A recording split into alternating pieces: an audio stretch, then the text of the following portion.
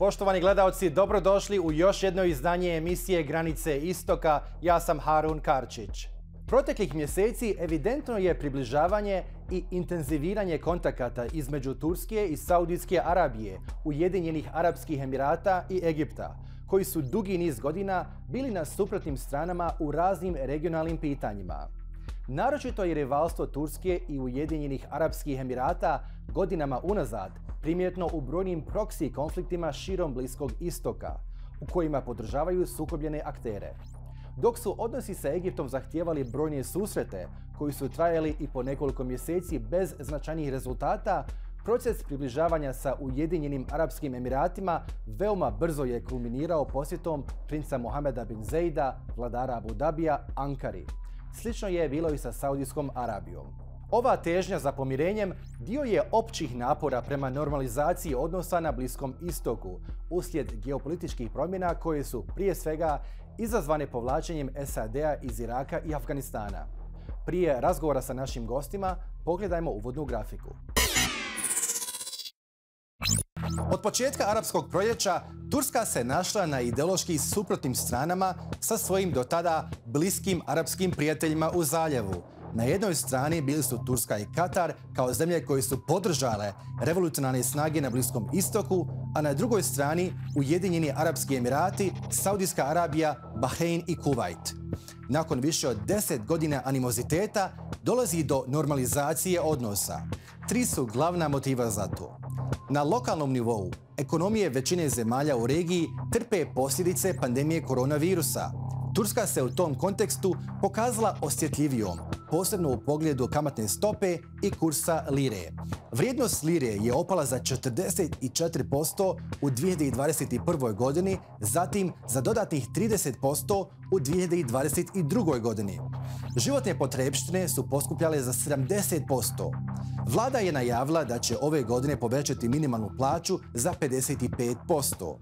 Na regionalnom nivou znatno je manji fokus na uzroke polarizacije u regiji, a to su bili revolucija, kontrarevolucija i odnos prema islamističkim strankama. Sve strane su očito shvatile da je sigurnost i stabilnost regije na prvom mjestu, te da se to može postići samo regionalnom saradnjom. Mnoge zaljevske monarhije u Iranu i dalje vide neki vid opasnosti, naročito u vrijeme mandata trenutne američke administracije koja želi oživiti nuklearni sporazum sa Teheranom. Na globalnom nivou, za razliku od Donalda Trumpa, koji je arapskim autokratijama dao odriješene ruke, Joe Biden je oštro kritikovao Saudijsku Arabiju zbog ubistva Jamala Khashoggia i drugih kršenja ljudskih prava, a to je poremetilo njihove međusobne odnose. Bidenova proklamirana politika o postepenom povlačenju iz regije i pregovora sa Iranom potaknula je brojne zemlje u regiji, uglavnom saveznike SAD-a, da preispitaju svoju politiku i saveze. Gledano retroaktivno, Turska se u suštini razišla sa arapskim zemljama zbog tri razloga: arapskog proljeća, blokade Katara i ubistva Jamala Khashoggia. Danas se može reći da su ova tri pitanja znatno izgubila na značaju. Arapsko proljeće i njegove posljedice više nisu u fokusu regionalnih sila, zaljevska kriza je, barem službeno, okončana samitom El Ula, a slučaj Khashoggi Ankara je prebacila saudijskom pravosuđu. Uz sve to, Turska se sprema za ključne izbore u maju 2023. godine i dotad želi popraviti stanje ekonomije. Diplomatsko pomirenje donosi i dugo očekivane investicije. Nakon posjete Mohameda bin Zejda Turskoj krajem 2021. godine, Ujedinjeni Arapski Emirati izdvojili su fond od 10 milijardi dolara za ulaganja u Tursku. Zatim, Saudijska Arabija je odlučila deponovati 5 milijardi dolara u Tursku centralnu banku, što je veliki poticaj za napore predsjednika Erdogana da očuva stabilnost lire. Turska je 7. najveći investitor u Ujedinjenim Arapskim Emiratima. Njihova bilateralna trgovina, isključujući naftu, 2021. godine je iznosila 13,4 milijarde dolara, što je rast od 82% u poređenju sa 2019. godinom. Turska se nada da će normalizacija odnosa sa Saudijskom Arabijom i ukidanje neformalnog bojkota turskih proizvoda poboljšati situaciju. Turska je 2019. godine u Saudijsku Arabiju izvezla proizvoda vrijednosti 3,2 milijarde dolara. 2020. godine izvoz turskih proizvoda pao je na 2,5 milijarde dolara, da bi na da bi 2021. godine pao na $189 milijuna. Već u 2022. godini, zbog postepenog unapređenja diplomatskih odnosa, turski izvozi u Saudijsku Arabiju dostigli su $420 milijuna i to samo u prva 3 kvartala te godine. Trgovinska razmjena Turske sa Saudijskom Arabijom porasla je sa $3,7 milijardi 2021. godine na $4,3 milijarde 2022. godine. Turska vlada kaže kako mi je plan postići $10 milijardi naredne godine, a do 2030. godine trgovinsku razmjenu od $30 milijardi.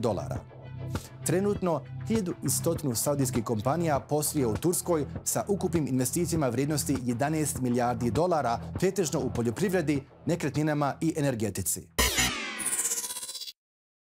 Idemo sada do Sakarije gdje se nalazi Furkan Halit Yolcu, profesor međunarodnih odnosa i stručnjak za tursku vanjsku politiku prema Bliskom istoku. Furkan, hello and welcome to the Al Jazeera Balkans channel, and thank you so much for taking a time to speak to us. Now, let me start by asking you, has Turkey's move towards de-escalation with Saudi Arabia, United Arab Emirates, and Egypt and Israel as well, has it been accelerated by a sense of isolation in an increasingly competitive environment and in a very multipolar world, or maybe by President Recep Tayyip Erdogan's desire to deal with his domestic economic challenges and concerns?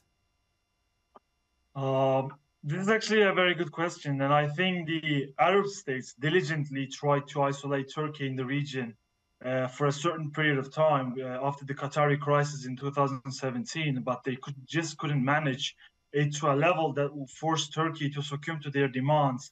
But only they received some leverages and concessions from Turkey. The term for this process was named Turkey's Middle East Reset by several scholars in the field, and they are diligently working on this term to coin it up and around and try to understand why Turkey is resetting its relations with the Middle Eastern states. And the main reasons behind are, first, our economic imperatives, for sure. There's a reduction of the United States footprint in the region.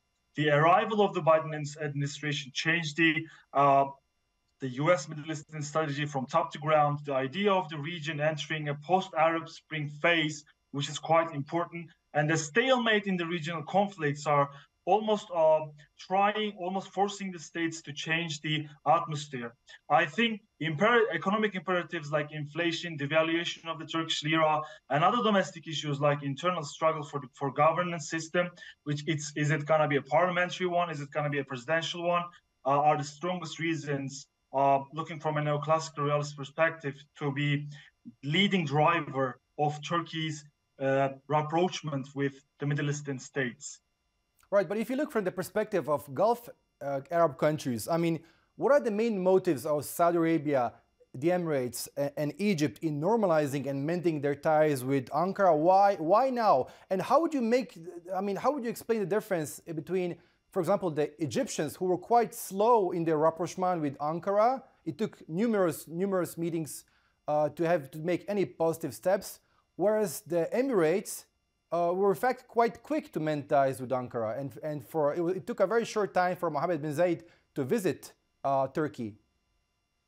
Yeah, I mean, the most frequent follow-up questions after discussing about the Turkey's rapprochement, Turkey's Middle East reset, is about the time. Why now, but why sooner or later, yeah?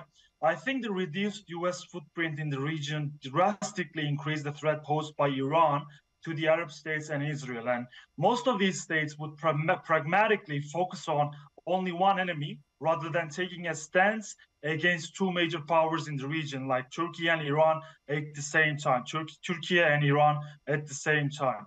I think this camp is trying to take Turkey with them on the stance against Iran to create a safer atmosphere in the region and maybe have an arbitrator in between two sides. The timing is all about, I think, President Biden's Middle East policy, and the other driver that's been forcing Middle Eastern states, the Arab states, the Gulf states, and Israel is the trinity of Iran, China, and Russia increasing its influence and power in the region and in the global level as well. So this increasing exposure in the international system and the economic crises that are waiting outside the door the Gulf states, for the Middle Eastern states that are mostly relying on oil, and the fluctuation in the prices of oil and the discrepancies between the Aramco and and OPEC and United States on pricing, that are the main drivers of why the Gulf states are acting really quick, because they don't have much time. The crises are at the door, and the trinity of Iran, China, and Russia are increasing power day by day. So they should swiftly, they felt like they should swiftly change of a foreign policy with Turkey, so that they can create a safer atmosphere in the region. They could, that could provide the setting they would want against Iran. Mm-hmm. Now, when we talk about rapprochement between Turkey and its Arab neighbors, of course, Syria is also on top of the list. I mean, recently, Turkey's President Recep Tayyip Erdogan said that he's somewhat more open to meeting with President Bashar al-Assad. If Ankara re-engages with the Assad regime, perhaps this year, could this provide a key moment for the European Union as well to adjust its relationship with both Turkey and Syria?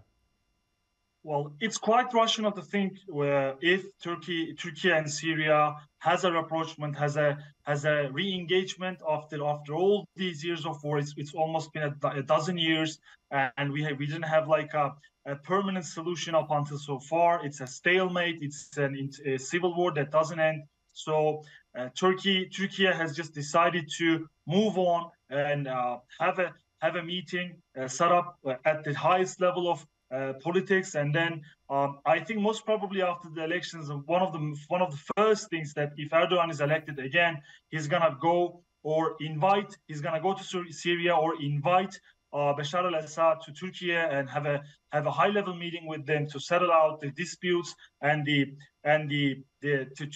stop the stalemate and cut the conflict in between, so that there's a safer transition of the Syrian people that are living in Turkey to the northern parts of Syria. And I think the most important part in this that might facilitate an EU-Syrian rapprochement could be how the northern parts of Syria is going to be settled.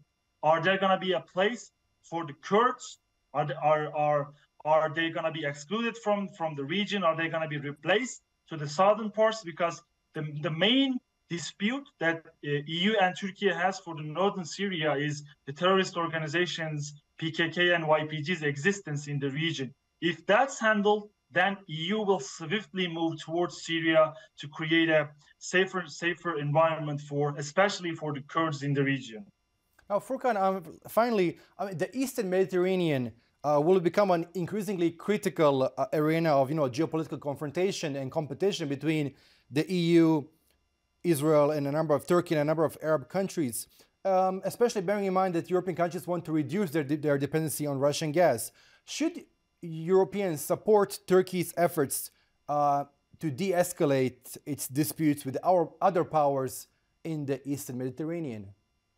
Yes, I mean, as IR scholars, we are trying to understand why states do something or avoid doing something. States are looking for interest, and they're trying to protect and remain their interest in any region, in national level and international level. So one of the most frequent suggestions to EU and Middle Eastern major powers was not to escalate any crisis with Turkey in the Eastern Mediterranean Sea, because it just complicates the energy flow, it just complicates the search for gas in the region, and it wasn't really suggested for any European state or any major Middle Eastern states like Israel or Egypt to escalate the already fragile environment in the Eastern Mediterranean Sea. So one of the most important things that EU should consider is that including Turkey into Eastern Mediterranean Gas Forum, because the forum without Turkey would just only be counterproductive, as it complicates the search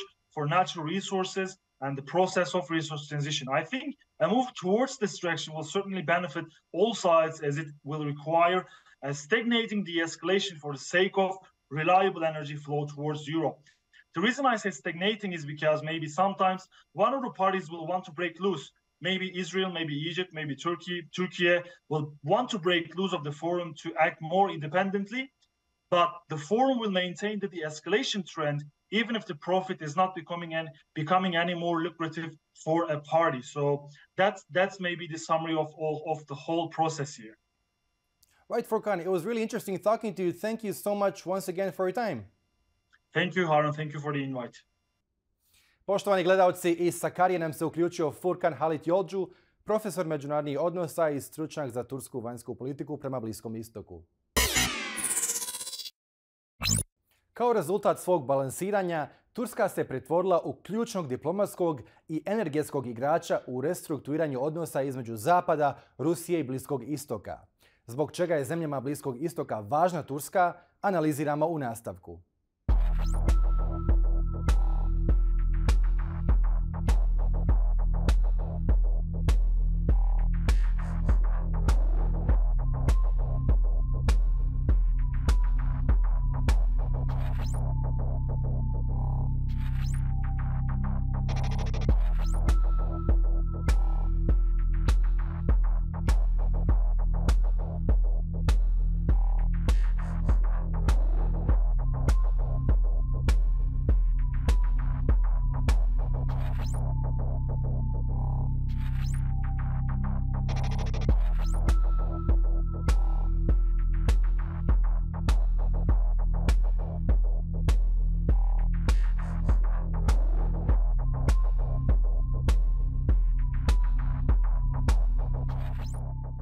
Idemo slikom do Londona gdje se nalazi Nicolai Due-Gundersen, profesor na Institutu UN-a za edukaciju i istraživanje. Nicolai, hello and welcome to the Al Jazeera Balkans channel, and thank you so much for taking time to speak to us. Now, Turkey has spent much of the past couple of years trying to expand its influence and its outreach throughout the Middle East.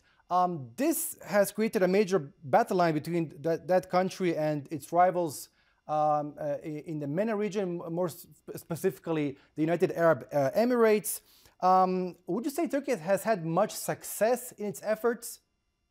I would say that a lot of Turkey's success has been mixed. Obviously, after the Arab Spring, there was an attempt to expand military operations in Libya, in Syria, and some argue that Trump's tolerance of authoritarians under the presidency of Donald Trump also emboldened Erdogan at a time when the US claimed that they would wind down, that they would withdraw from the Middle East. So we did see that Erdogan, he was active in Syria, he targeted Kurdish forces as well, and he wanted to suppress Kurdish nationalism in Turkey and perhaps also use it as a distraction from the economy. Now, the issue with that kind of move and also his moves in Libya was that certain GCC states were not happy.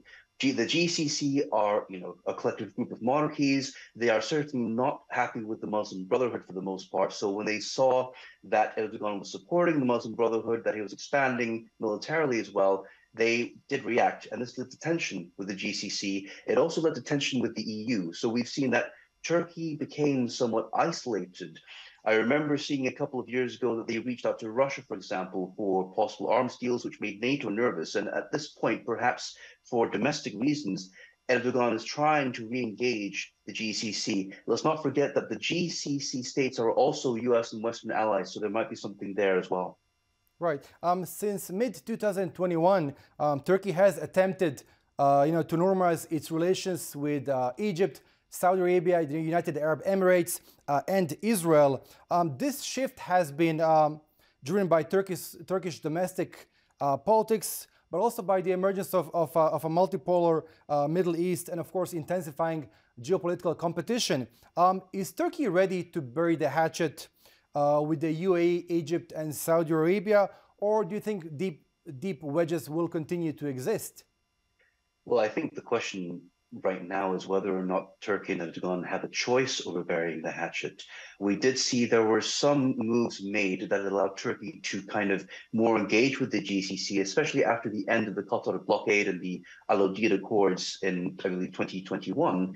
But Turkey currently faces a very battered economy because of COVID, in large part. They need access to steady energy resources and they want investment. And so there is a hope that they can turn to the GCC and Israel for such investment. We have seen since Erdogan has spoken and reached out to Riyadh, for example, that there's been less talk about the murder of Jamal Khashoggi, the exiled Saudi journalist who worked for the Washington Post and was targeted by Mohammed bin Salman, Saudi Arabia's crown prince. And one of the reasons for this is because Erdogan needs trade deals, and we're seeing that need to bolster the economy now affecting Erdogan's ability to maneuver. Let's not forget that there will be elections in, I believe, May of this year in Turkey. So Erdogan is under pressure. And on top of that, the alternative for energy was also Russia to a point. So possible dependence on Russian gas, and how would that look after the invasion of Ukraine? So Turkey is worried about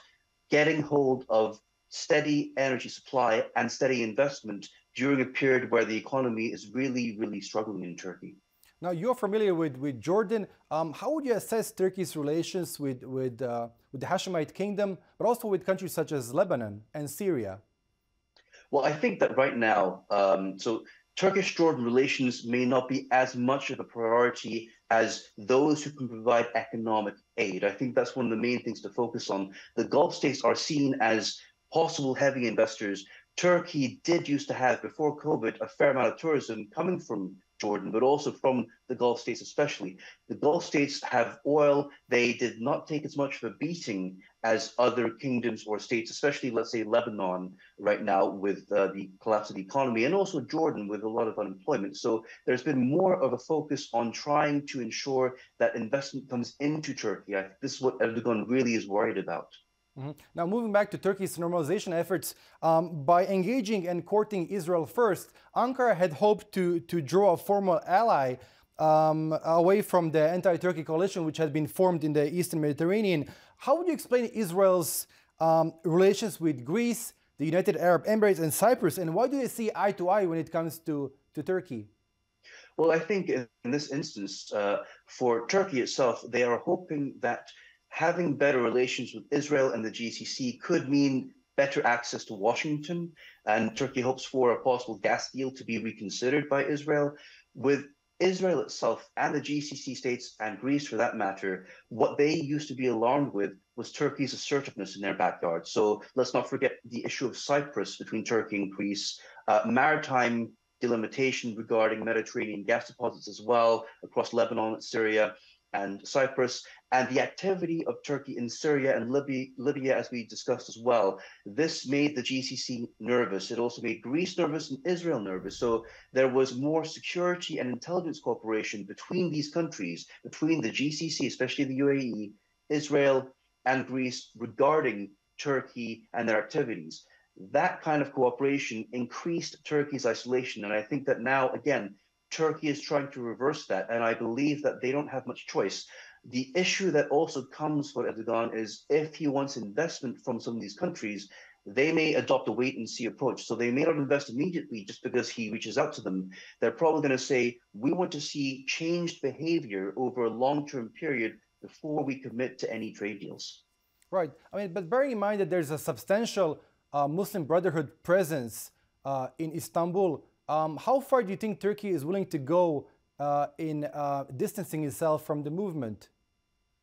Well, this is also a good question because Turkey used to be quite friendly with Qatar, and they sided with Qatar during the blockade. And as we know, Qatar also supported the Muslim Brotherhood. So again, the question comes down to who is going to finance Turkey the most? Can Turkey be dependent on one ally, or should it be spreading its bets across several allies? If that's the case with the GCC, they have to be very careful with how friendly they are with the Muslim Brotherhood. So I think that right now we might see muted support of the Muslim Brotherhood in the long run, or at least the medium term, in exchange for investment and trade deals that Erdogan desperately needs. And finally, Ankara's attempts at rapprochement with Cairo and Abu Dhabi have created a new dynamic in Libya, where both countries, or actually all three countries, have vested interests. Can Ankara and Cairo find a common ground aimed at preserving Libya's interim political structures? Again, I think here we do see the issue of Erdogan's domestic vulnerability, which will feed into trying to find some common ground regarding Libya's interim political structures. So Cairo, let's not forget, is a major ally of the GCC. So again, Erdogan is reaching out to Cairo to a point to try to normalize relations, to reverse some of that hostility. And ultimately, this comes down to having a more balanced relationship with Middle Eastern powers, financing from the GCC as well. And let's not forget that when it comes to Cairo specifically, they also were not very happy with Turkey's previous support of the Muslim Brotherhood. They were not happy with Erdogan's comments that Sisi was an illegitimate president and that Mohamed Morsi was the true president of Egypt. So we're now going to see, I think, a muted reaction from Erdogan and an attempt to perhaps be careful with regional aggression in exchange for promises of financial domestic support. Right. Nicolai, it was a pleasure speaking to you. Very insightful thoughts you shared with us. Thank you so much once again for your time. Thank you. Poštovani gledalci, iz Londona nam se uključio Nicolai Due-Gundersen, profesor na Institutu UN-a za edukaciju i istraživanje. Zaljevske arapske zemlje su duboko zabrinute zbog rusko-iranske vojne saradnje i smatraju da su Sjedinjene države previše zaokupljene ratom u Ukrajini kao i svojom širom konfrontacijom sa Kinom da bi se posvetile Bliskom istoku. Turska u svemu tome vidi priliku za sebe. Poštovani gledalci, bilo je to sve u ovom izdanju emisije Granice istoka. Ako ste propustili bilo koji dio, emisiju možete pregledati na našoj web stranici balkans.aljazeera.net. Hvala na pažnji.